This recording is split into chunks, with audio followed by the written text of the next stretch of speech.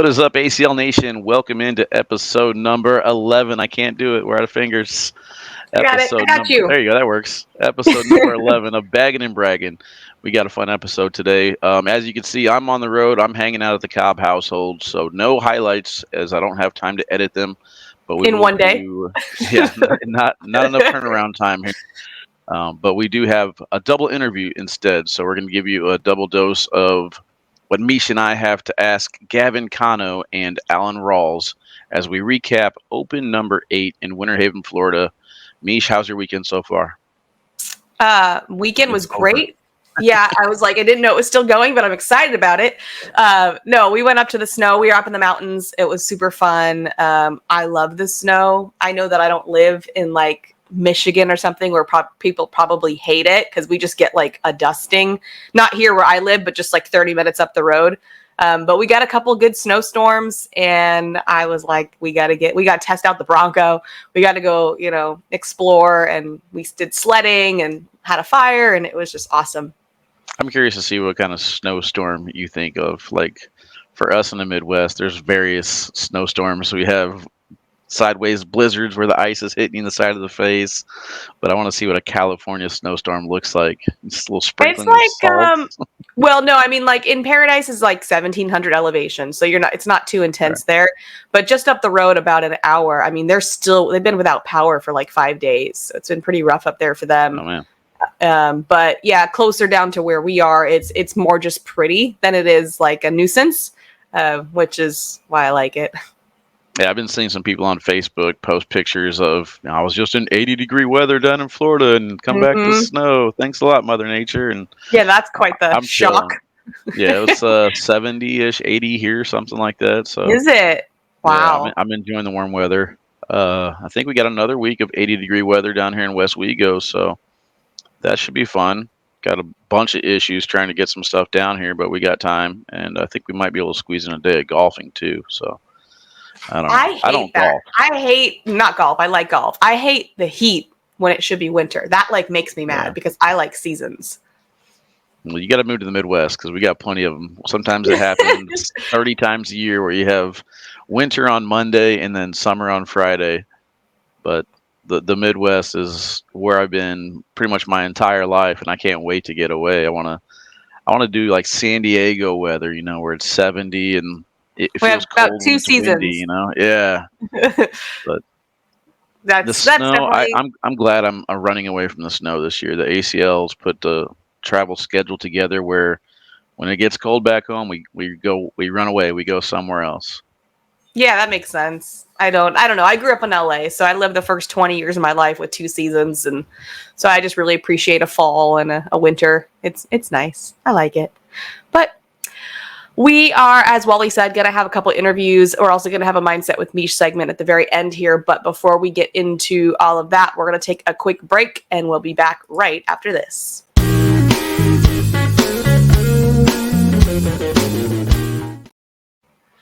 All right, Wally, do you have something to brag about?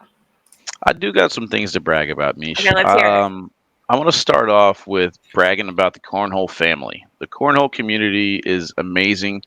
The Lisa Reese Ryan Wiedefeld raffle ends today, and we raised over $1,200 for those two. Awesome. So that's pretty good considering it's only $1 a spot. So we had over 1,200 entries in the raffle.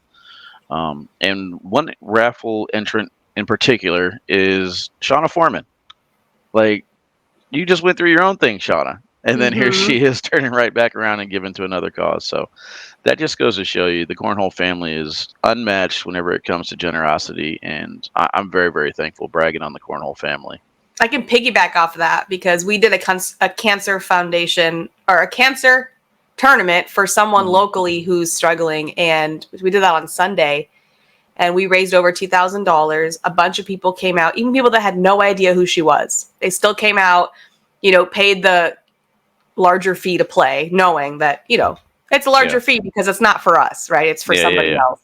And everyone just pays it, plays the game, knows we're donating. We had a few raffle prizes. Everybody went in on those and really lifted her spirits. And a few people she couldn't come because she was having chemo, but a few people from her community came, like her best friend, and just talked about how much this means to her. And like I said, most people in that room have no idea who this woman is, and yet here they are It doesn't matter. to support her and make her feel like she's loved by strangers. Yeah, as long as there's not a big tournament going on, like the cornhole community, they show up. Yeah, We're always down to support for a good cause. I mean, for God's sakes, we spend $100 a day basically on alcohol easily. yeah, why not give some of that money to a charitable cause? absolutely. Another thing I want to brag about, not necessarily my picks, but my people. I mean, I don't know if you had a chance to watch this weekend, but Ryan Trader and Jeremy Frazier Oh my goodness. were amazing. It's really, really cool to go out on a limb and put up some of these kind of no names, if you will, on my top teams to watch, and then them back it up. Yeah. Seeing how deep Ryan Trader Make you went, look not smart. just in doubles, but in singles. Yeah, it makes me look like a genius, and all I'm doing is just kind of guessing, throwing a dart at a board, 500 feet away, and it's hitting. So Ryan Trader made me look like a genius this weekend, and then unexpectedly, he wore the K9 jersey when he made it happen. So, of course, I get to do my little bragging part on it and say, hey, it's only because he wore the K9 jersey that he did. Absolutely. No talent whatsoever. Yeah, the kid was a beast, though, and I was happy to see it. But just Ryan Trader's smarts and ability to execute, and didn't look like he got nervous at all when he was playing against Fisher Hamilton, Matt Guy, Mark Richards. He just kept his composure in there. So, yeah, shout out to him. Shout out to Jimmy Frazier. I loved it. Yeah. I mean, he definitely took the full 12 seconds at a lot of moments when it really mattered. Like, you could tell he was so methodical. Like, usually the kids, like, I think we timed it right. Like, they're just like lightning when these kids play, how long it takes them to get through an entire round or match. And then with him, it was like he was throwing like a seasoned pro. Like, he was just taking his time, and I was so impressed by him. And he was right there with Alex Hicks. I mean, that's got to be so intimidating, you would think. Yeah, and they were loving it. But to his credit, whenever I told you before about Jeremy Frazier, he's like, hey, I play Cheyenne, put me on the main court next. Or, hey, I play Matt Guy, put me on the main court next. Ryan Trader came over to me, did the same exact thing. He said, hey, Can you get Alex Hicks in my match on the main court? And I was like, dude, I'm not in charge of those anymore, but you're in the king seat match. And I think you're okay. 12-year-old. Yeah, we want to see this just as much as everybody else does. So, and every time that he was on the broadcast court, man, shout out to all my St. Louis people, the Dad and Braggin guys, Dad and Baggin guys, they would share it like crazy. And my numbers would go up from like 700 views to like 900 views. So it was really, really cool to see that this weekend. I saw at one point you were like at 1,100 when I looked up at the number. Yeah, and that was earlier in the day. It wasn't even for the finals. Yeah, so exactly. That was cool. Absolutely. What about you? What you bragging on? Oh, man. I mean, like I said, that tournament was on the top of my list just because that was so great. We had 70 people come out and play on a rainy Sunday. So not the best conditions to be driving long distances in, but they came out and showed up, and really, really proud of this community that we have together. And also there was a new guy that came. He's never thrown before. So he didn't know he had to bring bags. So I let him borrow some bags, and he was throwing and ended up buying bags from us, and he loves them. It was the BG Wizard. Nice. Yeah. He was like, I really like the way these feel. I'm like, that's like what you go off of in the beginning. It's just, how does it feel in your hand? He doesn't even know it's like such an elite bag, right? He's just like, these feel good. I'll go with it. These are pretty. I'll go with this. And so he came in and he had a great time. Nick kind of worked with him on his pitch a little bit to help him because he was doing the tumble bag. Fast forward to yesterday, he wants to come tomorrow because our normal Wednesday night, and I guess his car's not working or something. So he posted in our group like, hey, is anyone coming from this area and could give me a ride? And then our community's like, well, what's going on with your car? Maybe we can help you out with that. Like, I'm like, who says that? This is a stranger, right? And so then they're all like talking about like how maybe he can fix his car. So it's just, once again, one up right there for sure. I know, awesome. Right? Like, oh, we can help get you a ride, but we can also maybe help fix your car if you want to look into that. Yeah, that's like a teach a man how to fish thing. I could take you to one cornhole tournament, or I could fix your car and save you for at least years. Yeah. Well, that's but I cool, love that. And whenever we do like fundraiser tournaments, when people hire us and we go other places, and then when our people show up at those, the feedback from the new people is everybody was so nice. Everybody made me feel so welcome. And so I just really appreciate that the kindness that comes out. They thought I thought everybody be annoyed with me because I don't know the rules, and like that's just not happening. Like people are just so gracious, and that's why if anything, we it gives us another talking point to have fun with. I mean, yeah, I know. Oh yeah, we might poke funny a couple times, but I mean, we're right there with you for the most part. Did you see Josh Keck's post was like questions you've been asked as a director? Oh my god, I had so much fun reading those questions people ask. And then I saw the bag in the rafters that you showed on the stream. Yeah, easy through that bag 30 feet, maybe no, it's probably more than that. That had to be probably a good 60 feet in the air. 60 feet? I would say so. We'll ask. Well, how's that going to get? How's that going to get to the hole? That's quite. I don't know. Like, so they were doing long toss, so he had to put a little bit more on it, but I would probably say it was a good at least 50 feet in the air. We'll figure out in a second. We ask either Gavin or Alan, but I'm pretty sure it was a good 50 feet in the air. No, it's up there. So it was actually Eric Davis's bag. Yeah, it was Eric Davis's long toss bag, and Easy tossed it up there, and they're like, he's not worried about it, but it was definitely the talking point of the weekend. So I hope we go back to the same venue next year. I'm going to look for it first thing. I want to see if it's still just up like a layer of dust sitting on top of it. Yeah. Oh my goodness. All right. Well, we can bring Gavin on and ask him because now I'm curious about it. But all right, you ready to bring him on, Wally? After we take this break. Quick break. Let's get him. All right, break and back with Gavin.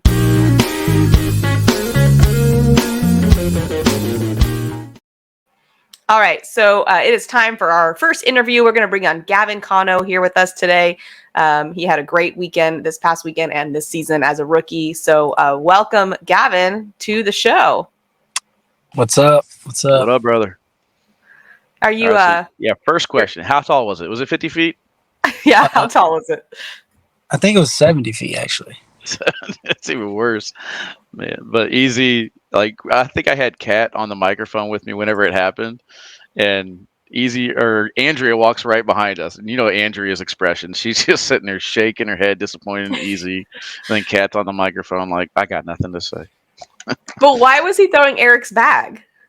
Because it's a specific long toss bag. It's a bag they don't care about losing in case they happen to throw it. Oh, okay.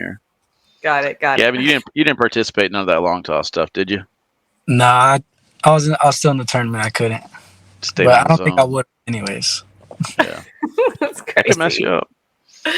Yeah, absolutely. That's so far. That's crazy. But I just understand the max arc to get distance. That's pretty nuts. But hey, whatever it takes.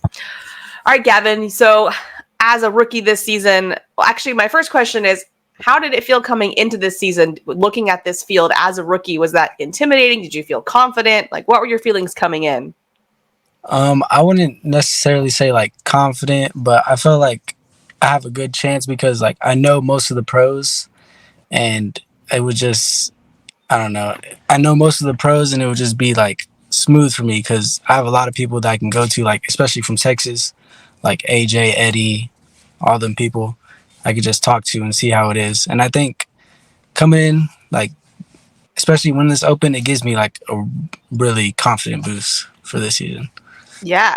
And then I was going to say, and then to follow up that question, so once you got in the field, do you feel like it was what you thought? Was it more overwhelming? Like, what was the thoughts once you were in it? I say once I was in the field, I think it would just smoothen itself out. Because I've played against a lot of these people, like just like in like regionals or like conferences, stuff like that. Got it. So last year you came on the scene. I can't remember. Was it Mesa? Whenever you played Matt Guy? Yeah. That was your big breakout, and people in the chat were like, "This Gavin kid can't hold a light to Matt Guy," and then I was like, "You guys don't know." And then you just kind of went off, and I think you might have even won that match. If not, it was a very, very close one. And then moving away from that. Was it West Virginia, I believe, you and Fisher Hamilton took that one down. So it was kind of ever since that moment that you came onto the scene, you haven't left it. You've been on a steady path. How did the team between you and Fisher team up? Because you're in Texas, he's in Florida. When did those conversations start? And then how happy were you when you got him? Yeah. Fisher's insane. He's honestly one of the best players in the world right now. But we started, and it was in Las Vegas where me and him won our brackets, and like that's when we just met each other. We kind of like met each other like off of like kind of like TikTok, and like we started talking about making TikToks together and all this stuff. I love it. So then we decided to play an open together because he needed the points to make it solidify itself like top 8 for juniors, and I needed the points. I needed over a top 5 finish in doubles for open points, and we partnered up for that, and we ended up winning it, which was crazy. Let's say you guys had the same goal and you both accomplished it at the same time. Check and check. Yeah, like it was incredible. We both won it, and since we partnered up for the first time, and we were both looking for partners, and we both didn't know which way to go, like for routes, because we're both rookies. So we just decided to partner up since we both want to open together. Did you know, like, once you guys partnered up that you would be on so many people's like radar, like as a top team, as a doubles team? Like, were you like, this is probably going to be a powerhouse team? Or did you think you'd be lower down as rookies? No, I definitely consider us as a top team right now, just because both what we bring to the table, especially Fisher. Fisher is going to do his thing on his end, and I'm going to do my thing. I feel like I'm a sleeper this year, for sure. So well, Trey Ryder said that you could be one of the best doubles players we have. Yeah, I'd say that. I think me being on the doubles team, like, that's where I, like, settled down the most. Like, in singles, I'm still trying to work on my singles game because I do some dumb shots sometimes. But when I have a partner on the other side that tells me, like, what to do and, like, slow me down, I think that's when my game, like, is at the top. I call that the TikTok mentality. Whenever you guys see what you can do, you've done it one time, like that makes a cool TikTok. Yeah. And then it comes down to game time situation where you should not take that shot. And then you guys do it because you want that dun-dun-dun, dun-dun-dun. You want that highlight reel. You want to end up on this bagging and bragging. Yeah. But yeah, so I'll tell you one thing though, man. You got on me in Winterfest. You told me that I need to put you on my list as someone to watch out for. And then you told me that you were throwing with Mark, and I got to give you credit, man. You backed it up. So, congratulations, 1, on landing Mark, and then 2, congratulations on backing it up and having a successful weekend here. But obviously, drawing Trey Birchfield and the blind draw is not going to hurt you either. So talk a little bit about going through this weekend with your wins in the blind draw and doubles. Yeah, so me and Bella were actually, before the blind draw, we left with Tony and Hunter to go to their Airbnb, but they didn't know where their Airbnb was at. And it was already 6:00, and their Airbnb was 30 minutes away. Oh, no. We went there and back, so that's an hour away. And by that time we got back, it was like 7:10, and like they sent out the bracket like 6:55. And I was like going crazy because I got Trey, because that's crazy. I'm about to throw to a world champ back-to-back days. In back-to-back years, they were both world champs. It was crazy. Yeah. And you almost missed it. Yeah, I almost missed it. Trey was like, we're going to have to forfeit. And we didn't. But the first game with Trey, we almost lost. It was really close. I think it's because I didn't get to warm up at all. I just got there and threw. Like, 1 round. But it was awesome playing with Trey. Trey was doing his thing with the Wizards. I think I'm making them fall in love with the Wizards, especially Mark. Mark was, man. Oh, man. I know. Mike Hennessy's going to love to hear that. Yeah, they were both rolling them crazy. It was kind of awesome. Was that like something you had to convince him to do with Mark, is throw the Wizards? No. So he actually texted me, like, he was practicing with BGs, and I told him I wanted to throw snipers because I used to throw snipers, and I was actually pretty good with them when I first started. And he said that he wanted to throw mine. So I was like, okay, so I got some that I'm really liking right now. Perfect speed for us. And I guess it worked for itself. I mean, yeah, especially with the boards being slow, I was worried. The Wizards aren't the slowest carpet bag, but was that worrying you at all? Because all I heard was that the boards were super sticky. No, they played pretty good through that condition, just because I think I just got them. Like, I haven't really thrown them much, but I don't know. They're pretty good. I don't know how to explain it. They play the carpet, the BG carpet. That wizard side plays perfectly through any So condition. you throw pretty flat and you throw pretty hard anyway. So you were Yeah. actually sticking with the sticky side push, and I was actually kind of impressed quite a bit with your arm over the board. You were able to hit that lane, sticky side collecting or sticky side hitting that small gap and getting it to fall back in the hole left or right. So pretty impressed as far as what I saw in person. Let's talk a little bit about going into Sunday. So going into doubles, it was either you or Trey Birchfield would have a chance to go for the trifecta on Sunday and win all three opens to tie Baby Goat's record. And then Sunday, you're trucking right along in that singles bracket. I thought you were going to do it. You were actually my pick to come out of that bracket. And then, of course, Alan Rawls was like, hey, I got something to play for too. So talk about the thought process leading up to that match with Alan and what your thought process was going into Sunday. Yeah, my thought process going into Sunday was like, I know I can win singles. I know I can do it. I wanted it so bad because, Alex Hicks is the only way to do it, and that would be awesome for me to do it as well. And but I watched Alan's game before that. He was on fire, I'll tell you. And going into the game, I was like, I gotta block him. I gotta block him because he's not gonna miss. And so I blocked him a little bit, but I kind of missed a little bit to the left, and it wouldn't work because his bag kind of has like an angle. So is that something that you did the whole tournament leading up to that? Try and block your opponents, or is that something specifically you want to do for Alan only? No, I try to block at least every round just because like I try to score points sometimes. Sometimes I try to do it a little bit too much, but I think it works out for me most of the time. But against Alan, yeah, I try to block him like almost every bag because I know what he's not gonna. Especially in that building, it's crazy. Like something special. He beat me like a 21-8. I think he was on fire. The last bag, I had one off to the left. He had one in front of the hole, like 4 inches behind the hole though, and I blocked behind it, and he somehow drags it, and I was just like, I was like, what the heck? So you're untouchable right now. Okay, we got it. Like you got it, you got it. Yeah, do you think there is an advantage, like a home field advantage in a way, like if you're playing in your home state? I'd say so, yeah. Especially for Alan there. I mean, back to back, that's crazy. He's not the only one though. Like we've seen that a few times where people are winning in their home states. Like I don't know if it's like sleeping in your own bed or I mean, Florida's huge, so you don't necessarily sleep in your own bed just because it's in Florida. It could be 6 hours away, but I don't know what that is.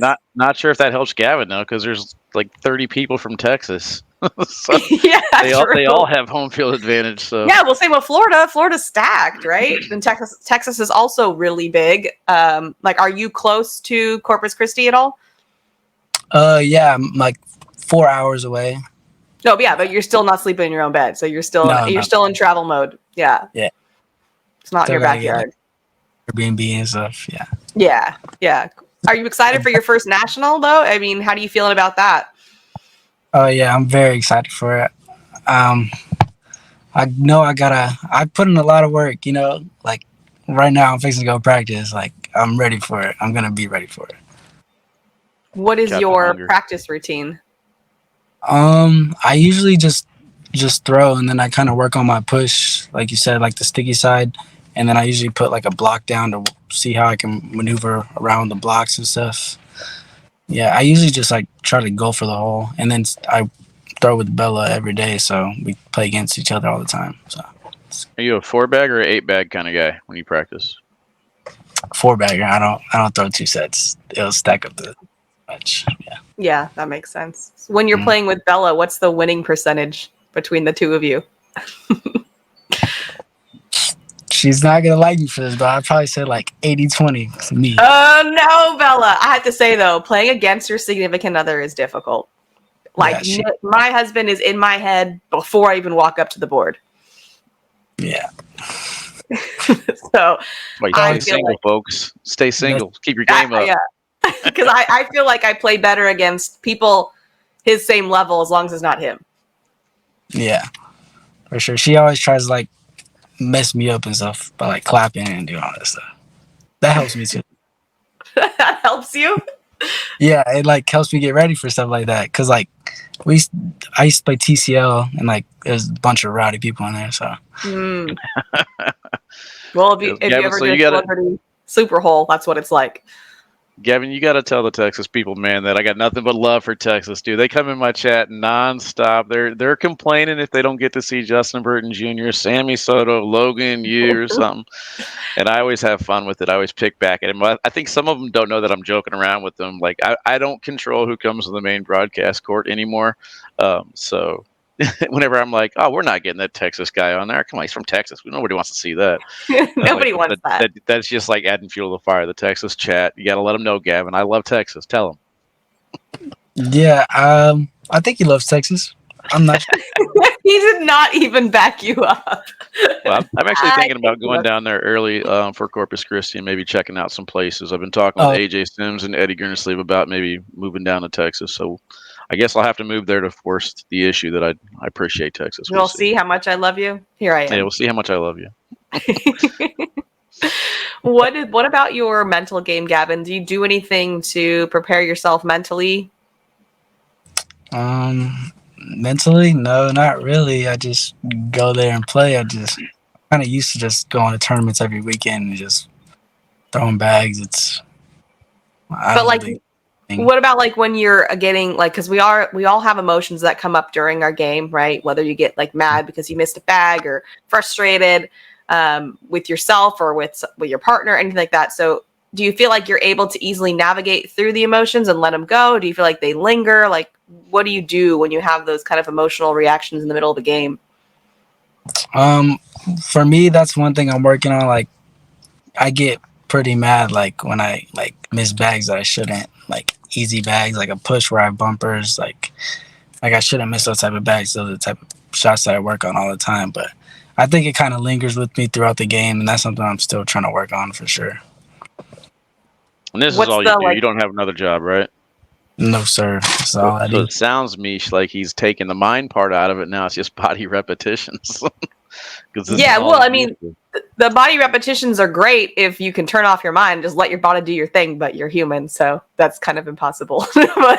but when you do miss a bag, what's kind of that self talk that you have that's kind of you think getting in the way? Be like, come on, like, or I usually like say something I shouldn't. Like, you know how that goes. I think Just beating yourself up a little bit. beating myself up for sure. It's Yeah. something I shouldn't do, but I think that's something I'm gonna work on this weekend in Louisiana. Try to play with my headphones in and keep it cool. Yeah, for sure. I mean, you can't not have emotions. You just Yeah, have to let them go, right? What were for some sure. goals for you going into the season, and have those goals changed as far as where you wanted to finish in rankings and stuff like that? My goals this season, I didn't really have goals, but I think I gotta set them goals just to see where I'm at. Like this season, I was just gonna go in and play because I don't really know how it is.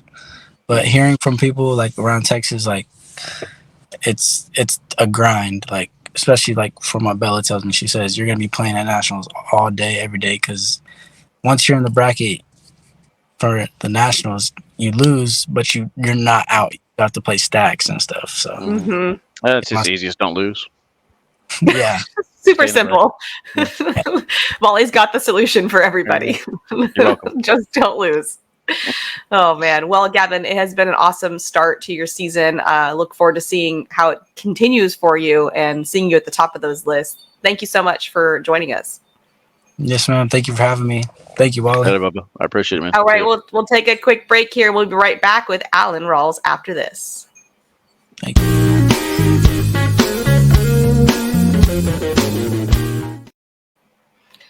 All right, we had an awesome chat with Gavin Cano, and next up we have Alan Rawls. We're going to bring him on and talk to him about his big weekend this past weekend and the coincidence of winning in the same place back-to-back years. We'll find out. But welcome to the show, Alan. Hey, how's it going? Appreciate What's you. up, brother? Yeah, how's it going? Yeah, it's a pretty big weekend for you, huh? Yeah, had a pretty good weekend. Like to shout out my sponsor, Ultra. for allowing me to do what I love and just giving them appreciation. And last year, were you sponsored by Ultra also? No, I Or is was this the actually first year? sponsored by Lucky. Lucky last year. Oh, Okay. okay. Yeah, that So it makes doesn't sense. matter what bags, doesn't matter who's there. It's just the building and whatever you want to throw goes in there. The building, I don't know. Yeah, well, that's amazing, man. It's hard to go back to back, especially with that. You already got the target on your back, so you're going to get everybody's best game. Yeah. We just got done talking to Gavin. You played him in the same bracket. I actually think you guys had a pretty decent bracket to get to that point. I saw that match coming. Was it Mhm. on your mind to stop him from getting the trifecta, or was it just pretty much blinders? I got to win this thing anyway. I ain't gonna lie, I wanted to be in his way, but I also knew I had the chip on my shoulder because I wanted to repeat. But I just had to do what I do.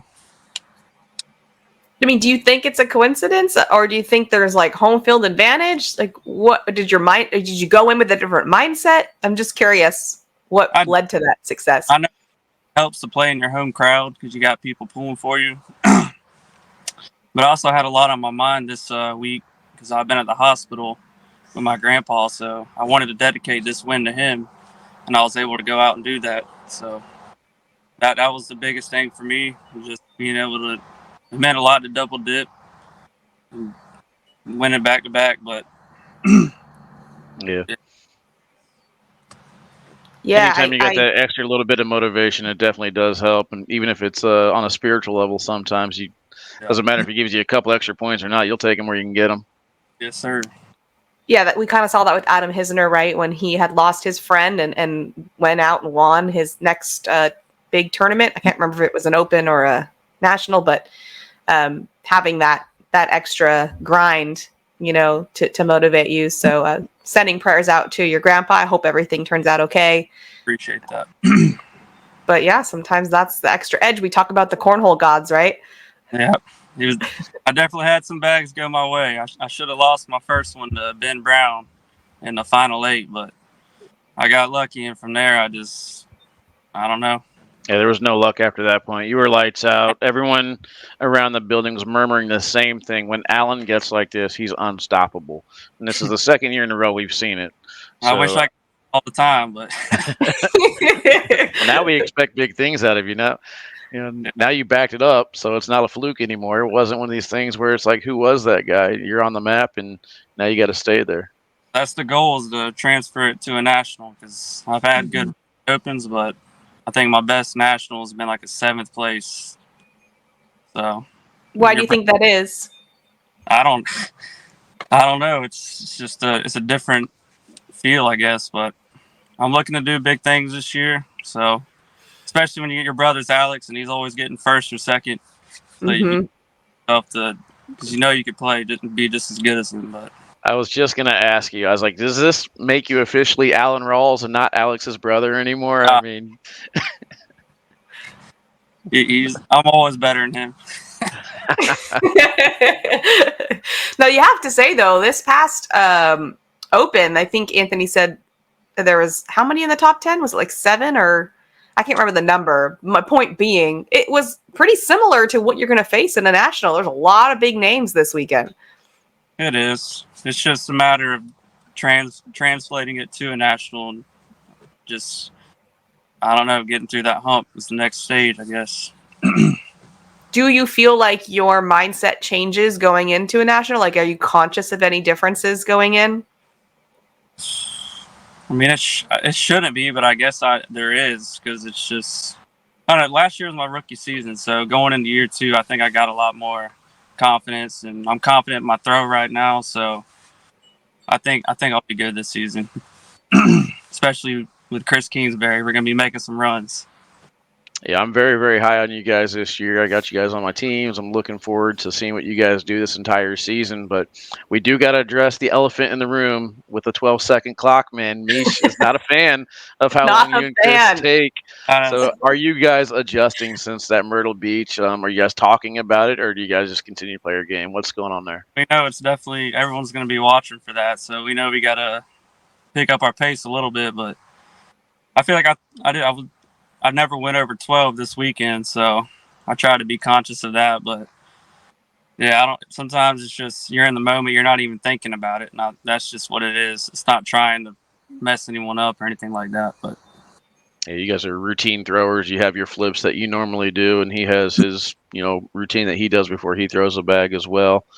Um, Teaming up with Chris this year, Chris was in the off season. We were kind of talking about looking for partners, and whenever he mentioned your name, I was like, "Oh, that one makes sense. I like that a lot." So, kind of walk through that off season process of how you guys paired up. well, I knew Chris wants to win just as much as me. We both throw a similar bag. We're not really rollers or trying to do fanciness. We just want to go in the hole. And I think we're both just playing for the same reason, to be world champions, and that's pretty much it. Made sense. We're both from Florida, play regionals, conferences together, so that's just happened. That's actually a great point. We've been talking a lot about this lately. I've noticed a lot of pros in opens will pair up with people other than their dedicated pro partner. What are your thoughts about that as opposed to trying to play with your pro partner as much as possible?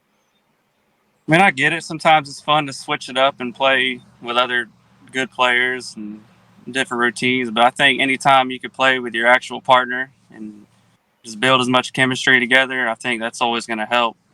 But I mean, I don't know if there's really any big advantage to always playing with your pro partner, but I guess it just depends on the person. We always try to play in the same tourneys, so I don't know, to each their own. And so in Florida, you guys have these regionals that you mentioned where it's just nothing but elite and stacked players. So whenever you go to these opens and you're playing with each other through elite and stacked players, whether they're mixing or matching or not, you have a large memory bank to recall certain situations against certain players. So you guys don't really talk too much on the boards, but how much do you guys recall from match to match or person to person about what to do and how to strategize going in against these elite level players? We just try to put bags in the hole, and that's just our strategy. We know some players are going to want to block us more. Like Alex, he's always going to try to block me, but you just got to go through them and just stick with a game plan. I mean, So your goal is hole every single time. You're not going to try and out strategize them or anything like that. Yeah. Just keep it simple. that's pretty much Grind them. that's Yeah. my best shot. I think is my push shot. So I might as well use it. And if someone blocks me, just keep going through it. It's hard to beat them when someone's on their push, but Yeah. that's pretty much our game plan. Just bag for bag, go in the hole, nothing special. But it wears people down. I mean, that's kind of what I think works really well when you're so good at running bags is it becomes these marathons unless they start doing things to stop you, which could mess them up potentially. Because I know when you play like a Mac guy or even a Cheyenne, or I mean, it's like marathon games. You're like, oh my goodness, how many rounds is going to go? And I just feel like is that the strategy? Just kind of like wear them down. Eventually they'll start making mistakes. Yeah, just try to make as many bags as possible. I actually prefer to play people like Matt Guy and Cheyenne that just go bag for bag because I'm not scared to do that. But people that dirty up the board, sometimes it can be harder games. But I don't know. At the end of the day, just put more bags in the hole than your opponent. So that's what it's about. That was like your advice earlier, Wally. Just don't lose. Yeah, just don't lose. So, I don't know why pros don't take that advice. I give it out all the time. It's simple. Just don't lose. Now, the bags you won with this weekend, were these the same Vipers you won with last year? Last year I was throwing snipers. Oh, you won snipers. That's right. Okay. So are these Vipers 2023 stamp, or are you gonna have to find a new bag? Or 2023. They are okay. Nope. So somebody was asking about it, and I was like, I thought they were 23, but I can't remember what he won with last year. And then they put that in my head. But yeah, it's becoming a topic now. People got to get ready for the nationals. Are their bags broken? Are they ready to go? So good to hear that you're already one step ahead of the game. And is Viper your go-to bag, or do you switch it up based on board conditions? It's pretty much go-to Viper, but I'll mess around with the Viper R. Those are really good bags. I can roll better with those. I'm not really a roller, but I also like the Psycho X's. But those are pretty much my three bags. My Vipers are the go-to. Gotcha. Yeah, I was going to say, I wouldn't have thought the Viper R would be your bag of choice. That's interesting.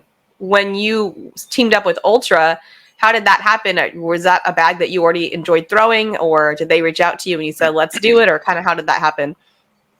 They were kind of just, I knew they were a good company because a bunch of people throw them, and I know they had good bags, but it just came down to contracts and who could pay out the most. I don't know. Just I like Ultra, so I wasn't really too familiar with their bags, but after I got the Vipers, I was like, there's no difference. It really don't matter. You just got to throw them in the hole.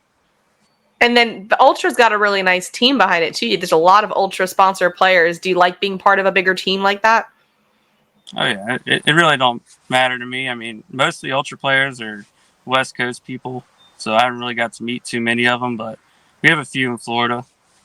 But yeah, bigger family is always good, but I like the bags. That's all that matters. So yeah, they're good bags. Well, it was pretty cool to see you go back to back on that. What are your goals going forward for the rest of the season? What do you and Chris have planned for doubles?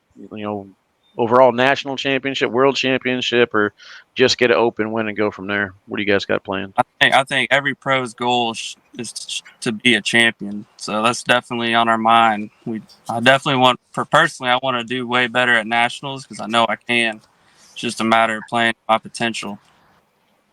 But I think me and Kingsbury, we have the potential to be a top 10 team. We just got to. I've been telling people. Mm-hmm. We just got to do what we know we can do and just let it go from there.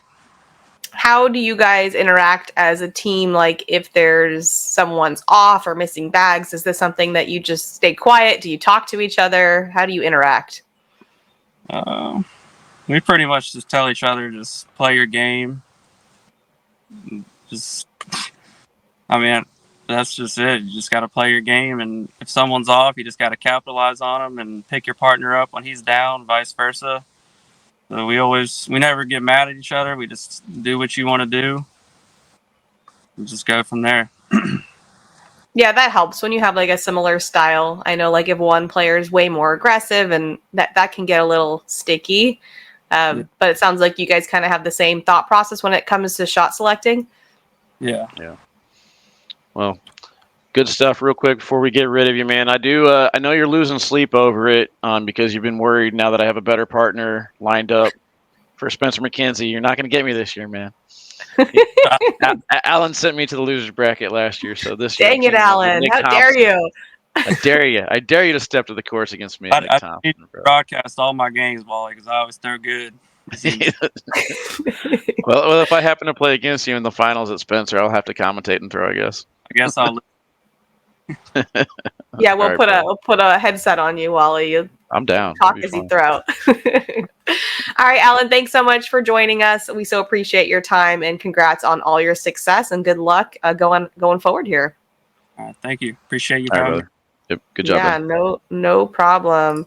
All right, we're gonna take a quick break, and we'll be back with Mindset with Mish right after this.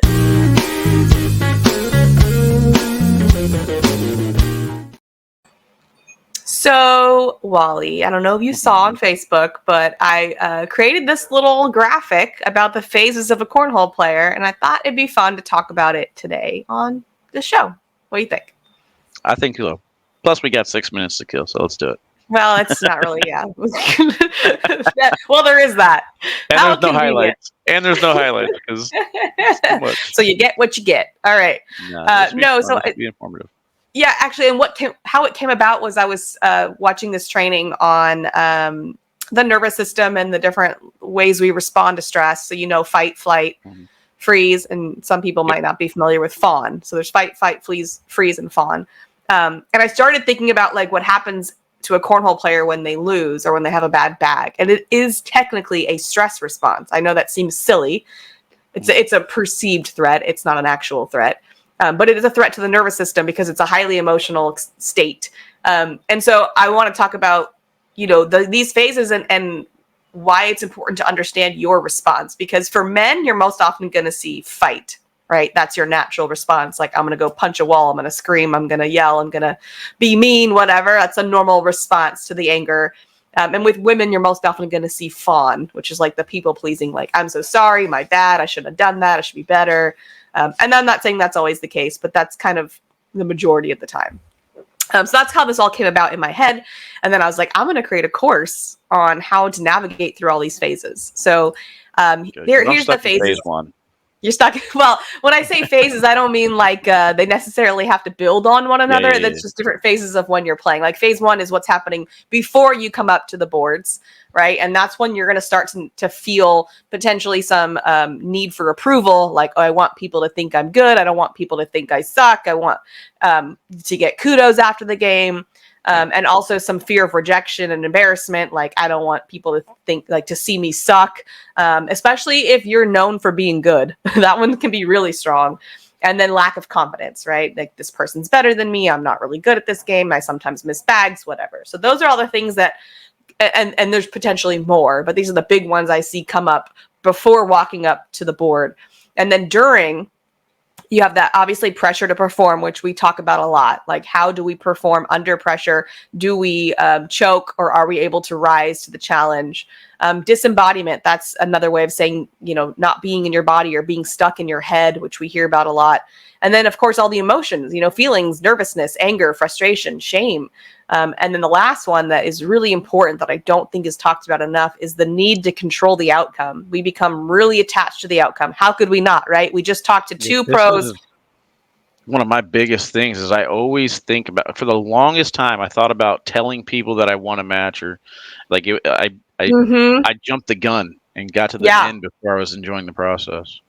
Yeah, exactly. And the truth is, we don't ever control the outcome. As like I was going to say, like, we talked to these pros and they said, like, I want to win. I want the big championship. I want the title. Of course you want all those things. It's natural to want all those things. You just can't convince yourself that you actually control that. So you can practice you could put all the practice, you could put all the time, you could do all the stuff, and you could still lose, right? There's no guarantee you're going to win just because you did the things. So we really have to let go of controlling the outcome. All we can control is our own state, like how we feel, right? Mm-hmm. And then after the tournament, this is where I was saying where this kind of idea all came to me, was thinking about the nervous system triggers. So when you lose, or when you have a bad round, or when you miss the big shot, and all of that is going to actually create a stress response to the nervous system, which is a perceived threat. It's not an actual threat, but it creates the same processes, which is fight, flight, freeze, or fawn. Like I said, you're probably most familiar with fight, flight, and freeze. The fawn one is the one that I think people don't necessarily hear about, but it's really common. And it kind of plays into the next two things, which are negotiating or blaming. Like, oh man, it's just because of the stupid bags, or my partner, or the boards, or, whatever. And that happens because we can't, and same with excuse making. That's a cognitive dissonance thing. Like, we can't handle having our brain be at odds. So like, we have this emotional experience we're having the thoughts that accompany it. They're not making sense to us. So we have to negotiate or blame or make excuses so that everything calms down in our brain. Like, oh, that's that why. Little part is contagious too. That little part. Yeah, I know, right? Because the very, very first person that asked on the live feed, are the boards sticky or slow? Then all of a sudden everybody's like, oh, the boards are slow, so it's not my style, or something like that. So. Yes, exactly. You were looking, and this happens. Like, a funny example is like, you could, like, in the morning, like, drop your food on the floor or whatever, and be like, oh, that's because my freaking husband didn't, didn't clean the dishes all the way. It's too slippery. Right, exactly. Like, that's what we do, because we can't handle the emotions that come up that you just dropped your thing, or what, you know what I mean? Like, and so it's all about recognizing this. And so I just want to bring them all to your attention, because the solution is just an awareness of all of them. Like, this is what's happening. So I'm going to create a course on this. I'm super excited about it, because this is the most fun that I have, is in this little wheelhouse. So, stay tuned for that. But that's all we got time for. Sign me up. All right, Wally, you're on the list. All right, guys, that's all we got time for today. Thank you so much for joining us, and we'll see you all next time.